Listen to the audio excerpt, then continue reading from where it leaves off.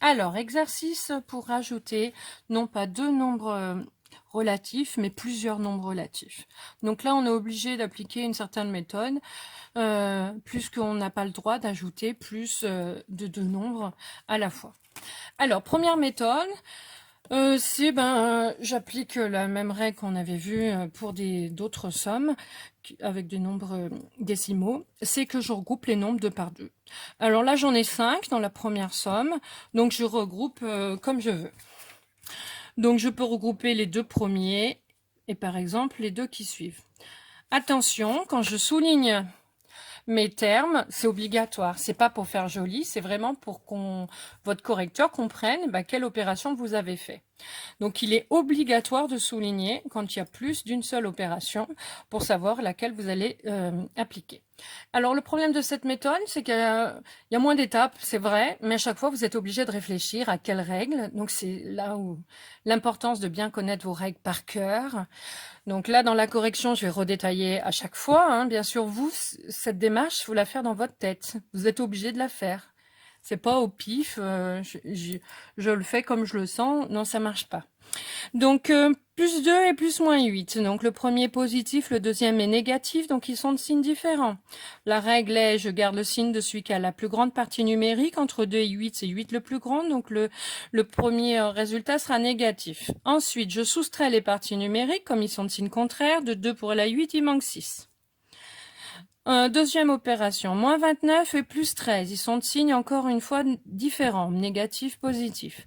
Je garde le signe de celui qui a la plus grande partie numérique. Entre 29 et 13, c'est 29 le plus grand, donc c'est négatif. Je soustrais les parties numériques. De 13 pour la 29, donc de 3 pour aller à 9, il manque 6. De 1 pour aller à 2, il manque 1. Et j'ai le moins 11. Je vous rappelle que toutes vos lignes doivent être égales, donc il ne faut pas oublier un nombre. De même que le A égal, il doit être partout. Qu'un calcul, s'il n'y a pas de égal, c'est pas un calcul. Ensuite, il me reste 3 nombres. J'ai le droit d'en ajouter que 2. Je peux prendre les deux premiers, j'aurais pu prendre les suivants, peu importe.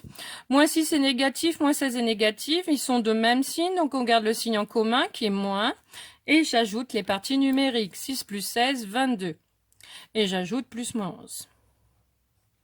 Donc là, je n'ai pas besoin de souligner, puisqu'ils sont, il reste qu'une opération, une addition. Alors, moins 22 négatif, moins 11 est négatif, donc ils ont le même signe. Je garde le signe en commun qui est moins, et j'ajoute les parties numériques, 22 plus 11, 33. Je pense bien encadrer, attention, j'encadre pas que le nombre, mais bien la lettre aussi. Ça, c'est la première méthode, elle a le moins d'étapes. Mais vous êtes obligé de réfléchir à chaque fois à quelle règle utiliser. La deuxième méthode, je reviens dessous, c'est le même calcul, elle est différente, donc il y a plus d'étapes parce qu'on va changer l'ordre des termes. Dans une addition, on a vu qu'on a le droit de changer l'ordre des termes, que les nombres soient positifs, négatifs, ça soit des nombres décimaux, des fractions, peu importe. Dans une addition, j'ai le droit de changer l'ordre des termes.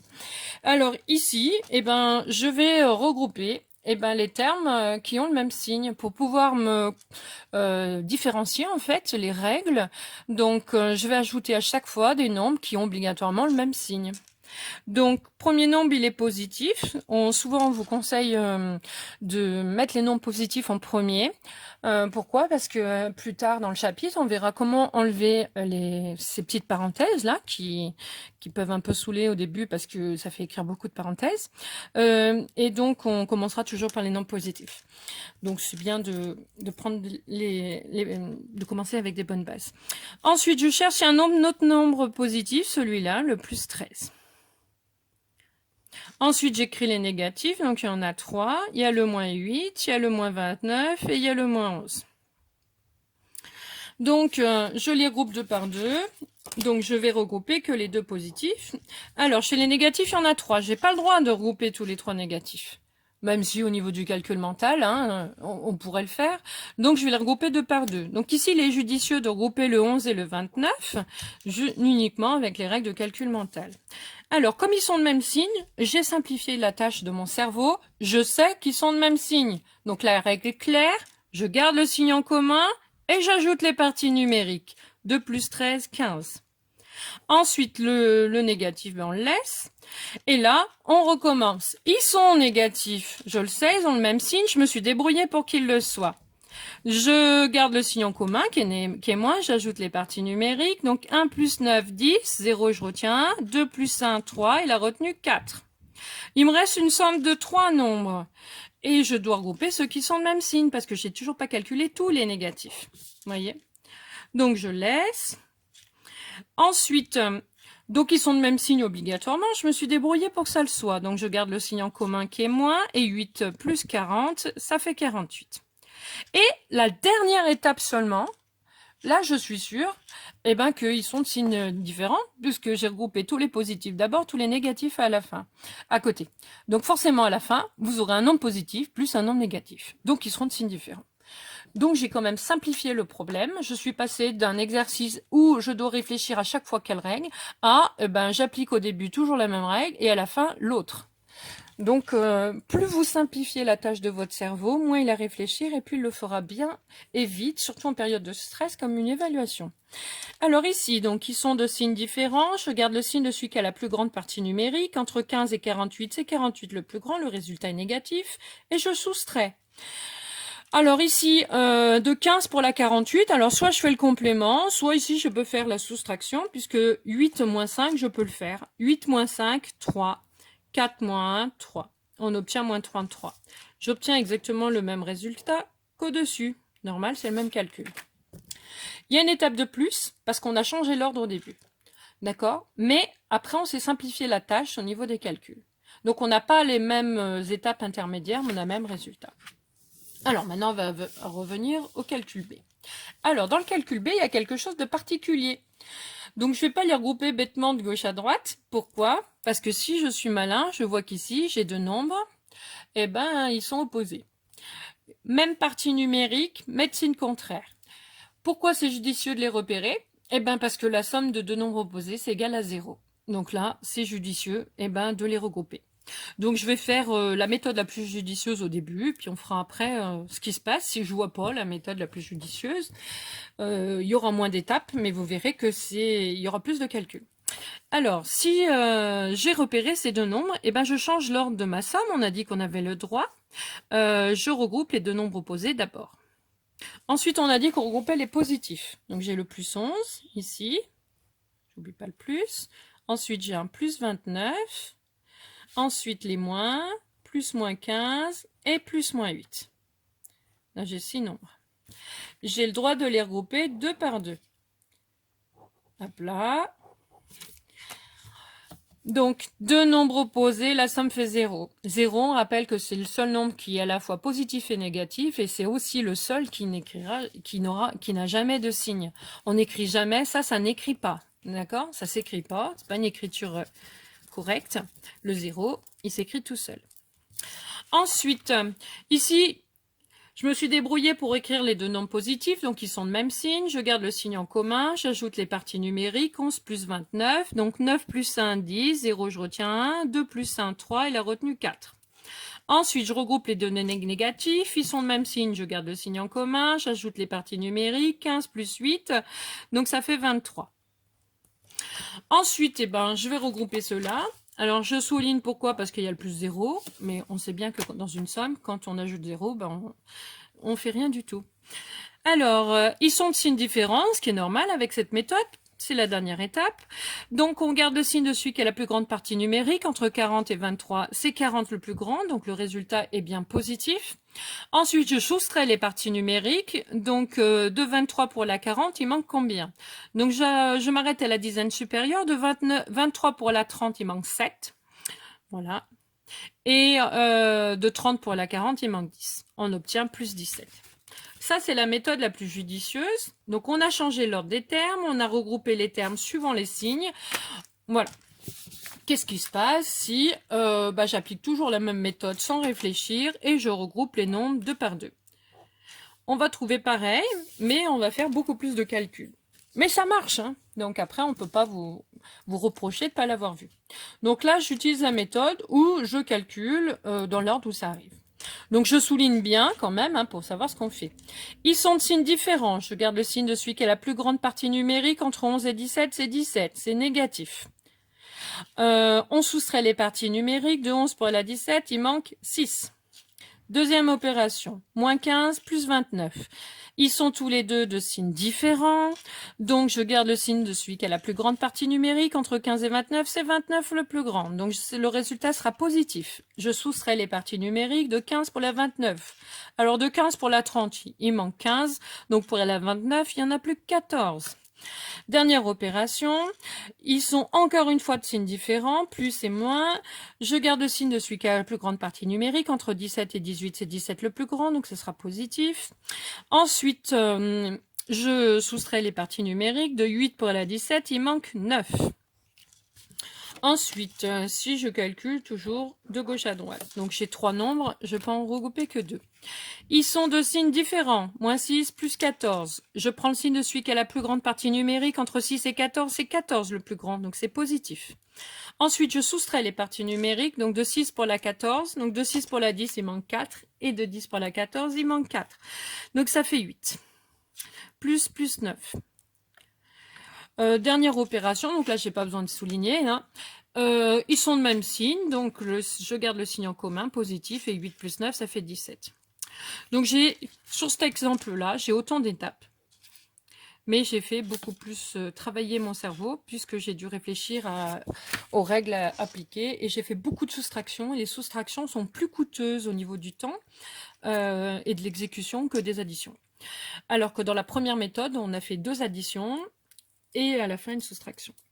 Là, on a fait 4 soustractions et une addition. Donc plus coûteux. Allez, dernière méthode. Alors là, c'est pareil, mais en plus, on a des nombres décimaux. Donc, il faut, voilà, regarder ce qu'on peut faire. Alors là, on a des nombres. Il faut voir s'il n'y en a pas qui vont ensemble. Donc, des nombres opposés, j'en ai pas. Voilà. Après, j'ai des nombres qui se ressemblent quand même. Hein. Vous voyez, moins 14,5, plus 14, j'ai un plus 3. Voilà, faut voir un peu. Donc, ce qui est judicieux, c'est peut-être regrouper des nombres à virgule pour obtenir des nombres entiers, par exemple. Alors, là, en premier, on a dit qu'on utilisait la méthode la plus judicieuse. Donc, la plus judicieuse, c'est je regroupe les nombres opposés, il n'y en a pas. Donc, je vais regrouper les positifs. Donc, les positifs, j'en ai que 2.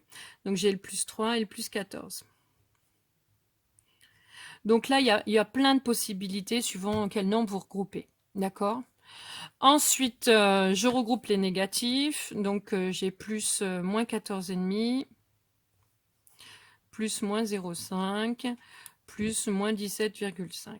Donc, suivant l'ordre dans lequel je vais les écrire et qui je vais regrouper, on n'aura pas tout à fait les mêmes étapes. Elles sont quand même assez équivalentes. Je regroupe les 2 positifs. Chez les négatifs, il y en a 3. Alors, j'en regroupe 2. Voilà. Par exemple, ces 2-là. Alors, ils sont de même signe, je garde le signe en commun positif. 14 plus 3, 17. Deuxième groupe, ils sont tous les 2 négatifs, je me suis débrouillée pour. Donc, j'ajoute les parties numériques. 14,5 plus 0,5, ça fait 15. Et je n'oublie pas le dernier nombre quand même de la somme. Donc, ils sont tous les 2 négatifs. Hop là. Donc, je les souligne. Donc, le plus 17, il reste là. Alors, ils sont tous les 2 négatifs, donc je garde le signe en commun et j'ajoute les parties numériques. Donc attention, ce n'est un nombre décimal. Hein. Je vous rappelle que j'ai droit de rajouter en vert une virgule, un 0. 0 plus 5, ça fait 5. Je mets la virgule. 7 plus 5, donc ça fait 12. 2 et je retiens 1. 1 plus 1, 2. Il a retenu 3. Voilà. Dernière étape. Hop là, je me décale. Je n'ai pas besoin de souligner. Il y en a un qui est négatif, l'autre qui est positif. Donc, on garde le signe de celui qui a la plus grande partie numérique. Entre 17 et 32,5, c'est 32,5 le plus grand. Donc, le résultat est négatif. Ensuite, je soustrais les parties numériques. Donc, je pars du 17, je vais arriver à 32,5. Alors, du 17, je m'arrête à la dizaine supérieure. Donc, 20, il manque 3. Voilà, je fais une étape au niveau du brouillon. De 20 pour la 30, il manque 10. De 30 pour aller à 32,5, et ben il y a 2,5. Je regroupe tout ça. Donc, on voit qu'il va rester le virgule 5. 3 plus 2 plus 0, ça fait 5. Et le 1. J'obtiens 15,5 avec un moins. Voilà, ça c'est l'opération pour me simplifier la tâche et faire du monotâche, à savoir, j'utilise d'abord que les règles d'addition de nombres relatifs de même signe et ensuite j'utilise à la fin la règle s'ils sont de signes opposés. Ici, je vais les regrouper dans l'ordre. Voilà, tout simplement. 2 par 2. Oh, j'aurais pu regrouper les deux après, hein, peu importe. Alors, positif, négatif, ils sont de signe contraire. Je regarde le signe de celui qui a la plus grande partie numérique. Entre 3 et 14,5, c'est 14,5, c'est négatif. Je soustrais les parties numériques. Donc, je fais 14,5 moins 3. Donc, ici, il n'y a pas de retenue. Hein, je fais 14 moins 3. Donc, si je veux vraiment le faire comme il faut, je rajoute ma virgule. On fait 5 moins 0, ça fait 5. 4 moins 3, 1. 1 moins 0, ça fait 1. 11,5. Deuxième opération, lui il est négatif, lui il est positif, donc ils sont de signe contraire. 0,5, 14, c'est 14 le plus grand, donc je garde le plus. Ensuite, je soustrais les parties numériques, donc 14 moins 0,5, ça fait 13,5. Ensuite, j'ai plus moins 17,5. Allez, je continue. Il est négatif, il est positif, ils sont de signes différents. Je garde le signe de celui qui est la plus grande partie numérique. Entre 11,5 et 13,5, c'est 13,5 le plus grand, donc c'est positif. Ensuite, je calcule l'écart. Entre 11,5 et 13,5, il y a 2 d'écart. D'accord? Donc, 5 moins 5, ça fera le virgule 0. 3 moins 1, 2. Et 1 moins 1, 0. Ça fait bien 2. Il me reste le moins 17,5. Alors, celui-là, il est positif, celui-là, il est négatif. Donc, je garde le signe de celui qui a la plus grande partie numérique. Entre 2 et 17,5, c'est 17,5 le plus grand. Le résultat est négatif. Ensuite, je soustrais les parties numériques. Donc, 17,5 moins 2, ben, j'obtiens 15,5. Vous voyez que j'ai une étape de moins. Par contre, j'ai dû réfléchir à chaque fois et faire beaucoup plus de soustraction. Alors, quand on sait bien calculer, c'est équivalent, hein, parce que si vous savez très bien faire des soustractions, mais il y a plus de risque d'erreur quand on fait des soustractions. Voilà.